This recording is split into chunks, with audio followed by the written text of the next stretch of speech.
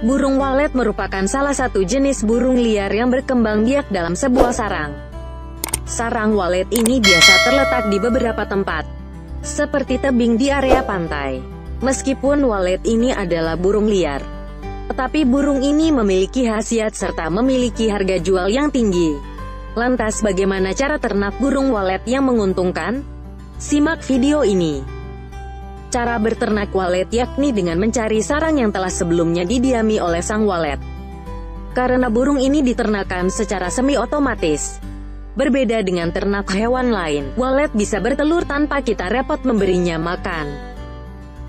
Mengapa ternak walet itu merupakan bisnis yang menguntungkan? Sarang walet mengandung gizi yang tinggi, yaitu 65% protein, 10% air, 6% asam amino, dan sisanya lemak. Sarang walet dipercaya baik untuk menyehatkan kesehatan reproduksi. Harga sarang ini cukup mahal, bisa mencapai 10 juta rupiah per kilonya. Dari segi harga, sarang burung ini juga memiliki harga cukup mahal. Salah satu yang membuat harga mahal dari burung tersebut adalah air liur atau saliva yang ada di sarang walet, yang dapat dimanfaatkan untuk apapun, terutama sebagai obat yang mengatasi berbagai penyakit.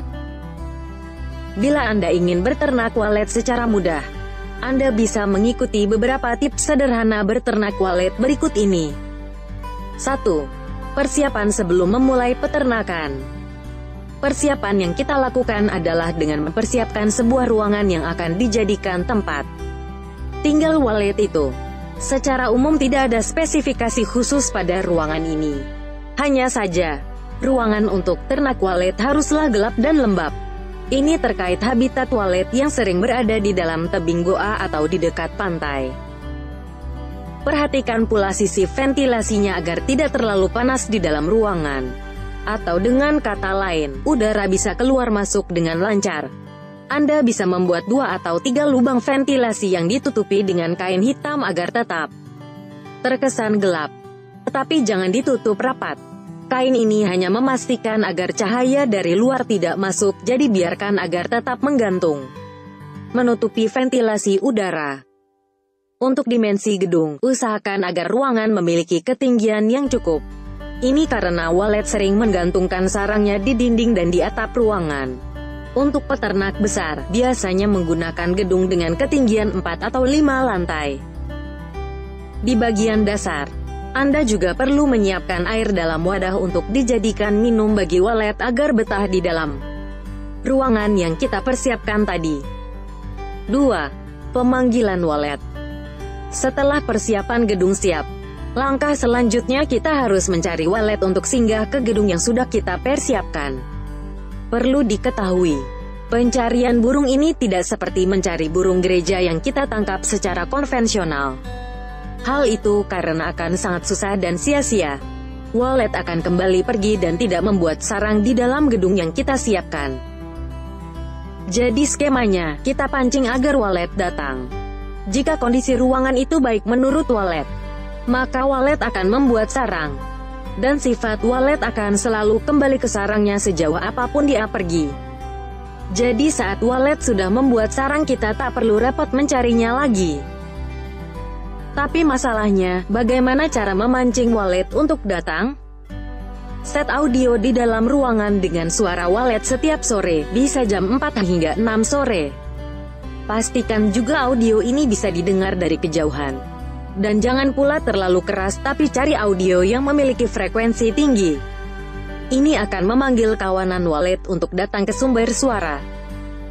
Jika setiap hari ada 100 walet yang datang dan 10% darinya membuat kandang, maka dalam 1 bulan ada sekitar 300 sarang yang bisa kita panen. Untuk memperkuat ini, taburkan pula kotoran walet di dinding ruangan.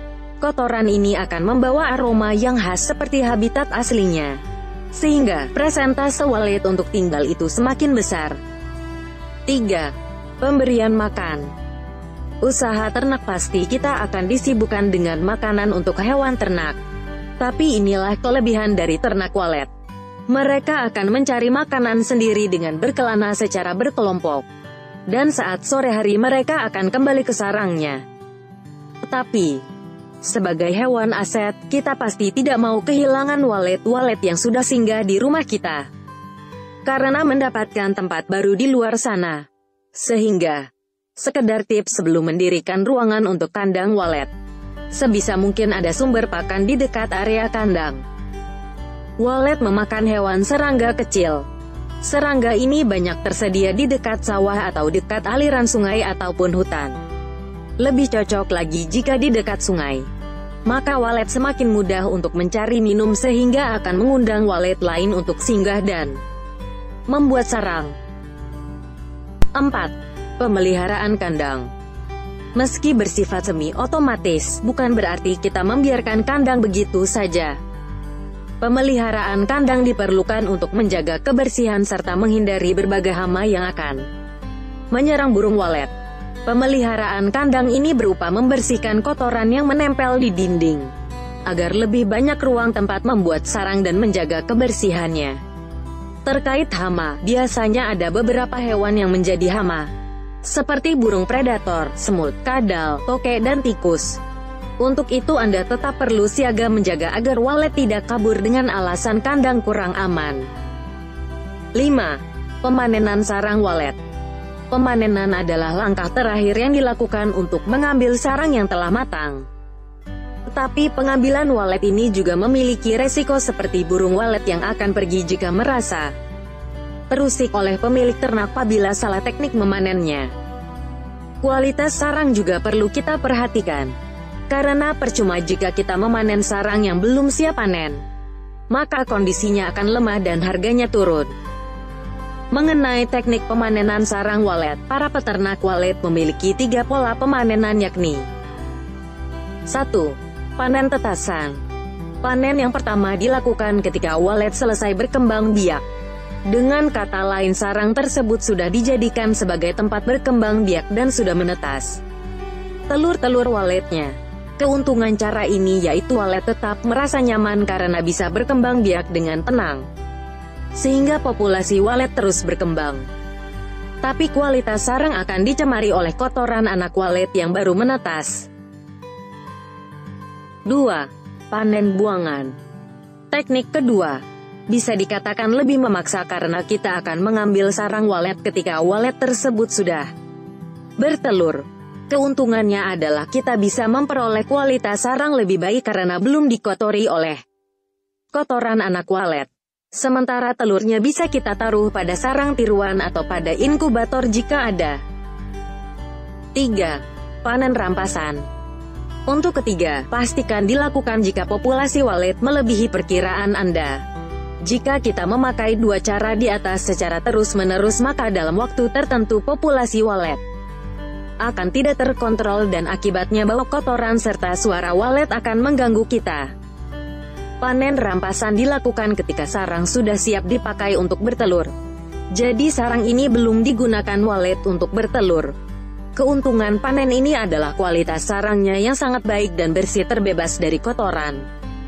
Selain itu, jarak interval pemanenan juga lebih cepat. Per tahun bisa 4 kali panen. Tetapi cara ini juga perlu diimbangi dengan kedua cara di atas. Jika terus melakukan cara ketiga maka sama saja Anda memaksa walet untuk terus membuat sarang tanpa istirahat. Dampaknya ada pada kualitas yang menurun, meski kondisinya baik.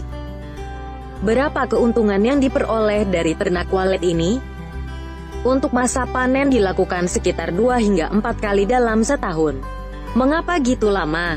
Ini karena sarang walet yang memiliki kualitas baik tidak berumur terlalu muda. Air liur pada walet juga ada batasnya. Sehingga waktu 3-6 bulan tersebut dijadikan walet untuk memproduksi air liur untuk membuat sarang. Analisa keuntungan sarang walet. Dalam sebuah gedung 2 lantai dengan lebar 5 x 5 meter maka setidaknya ada 1-2 kilo sarang yang bisa kita dapatkan setiap kali panen. Harga sarang ini juga bervariasi tergantung musim dan kualitasnya juga. Kadang ada yang tembus 12 juta, ada pula yang dihargai 4 juta rupiah. Kita ambil per kilonya sekitar 6 juta rupiah. Maka dalam 1 kali panen kita bisa mendapatkan setidaknya 6 hingga 12 juta rupiah. Jika dalam 1 tahun 4 kali panen maka omset per tahun bisa mencapai 30-40 juta rupiah. Hasil tersebut hanya dikurangi biaya pembuatan gedung awal. Untuk pakan dan lainnya walet akan mencarinya sendiri. Untuk memaksimalkan keuntungan, setelah kita memanen sarang walet maka lakukan penyortiran. Tujuannya untuk membuang kotoran yang menempel dan memisahkan sarang dari segi kualitasnya. Semoga bermanfaat.